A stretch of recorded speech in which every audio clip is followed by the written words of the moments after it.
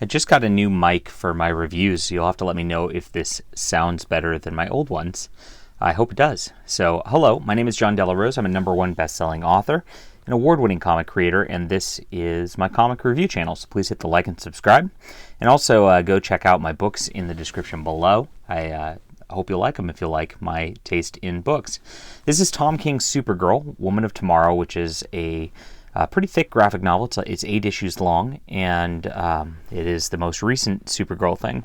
Now, I was a little confused by this because she's painted as 21 while she was called, I guess, like probably 16, 17 in the current DCU version. So I guess this is an out-of-continuity Elseworlds sort of story. I guess DC is actually moving towards doing less continuity stuff.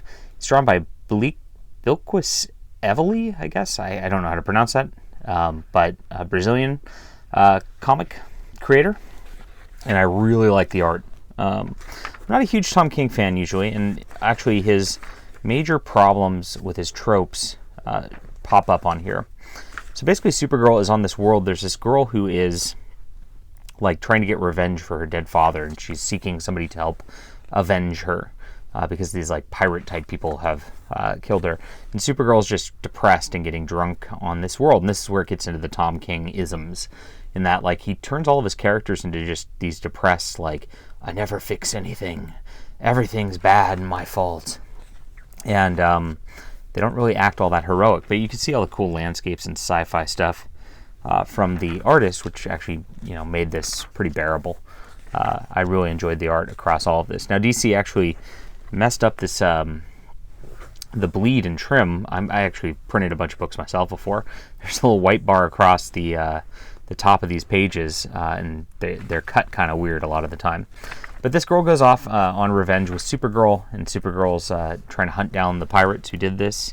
They go to different places across the galaxy over the course of this, and they meander their way around just like cool sci-fi settings, taking care of business, helping out locals, trying to learn where these guys go over the course of this. It's pretty standard, like revenge story, almost a Western in the way that it's done. And Supergirl, there's a lot of like, again, like she's just like really not helping that much, and the girl's really the other girl, the young one who's trying to get revenge, is driving the plot a lot of the time. And this is again like a Tom King ism, where like the main character, like he did this in Batman. Batman kind of just moped around while other people were trying to clean up the messes in Gotham City. And it's kind of, again, just the way he does things. The Supergirl characterization as such really doesn't fit very well. I would have probably liked this a lot better as a creator-owned sort of project, just random sci-fi thing, if it wasn't Supergirl, for instance, than what it is. Eventually they do catch up with, they go to a world where I guess it's like the sun's all kryptonite, and so Supergirl kind of almost dies over the course of this. You get these cool little dinosaurs in this world. And the art's fantastic. I mean, I could read this art all day long. It looks like some of the better French European comics.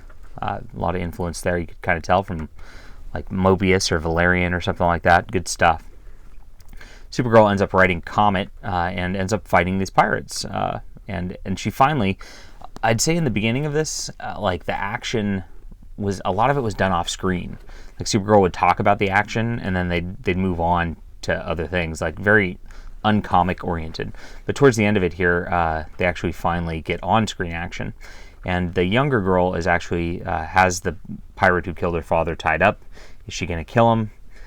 She kind of thinks about it for a while and ends up getting into a duel with him because she's like, you should be on grounds with me.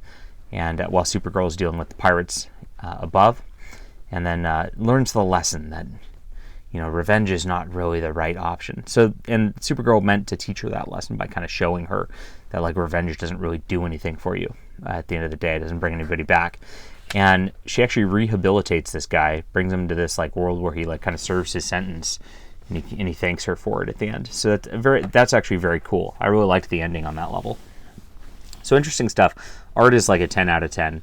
The storyline meanders a little bit. It gets slow in some places. Tom King does a lot of navel-gazing dialogue, and I'd say the first half of it, again, just like he skips over the action, kind of violates the show don't tell rule in comics.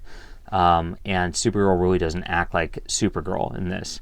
However, that being said, the plot was actually pretty good. I like the young girl revenge leading character, who this is really about, and I do like the ending quite a bit. So there is something to deal with there. So I will call it a 7.5 out of 10 overall because of that. And there's good and bad in the writing, but the art is fantastic. That's it. If you like my review, thanks a lot. Hit the like and subscribe button and let me know what you think down below. I'll be talking to you guys soon.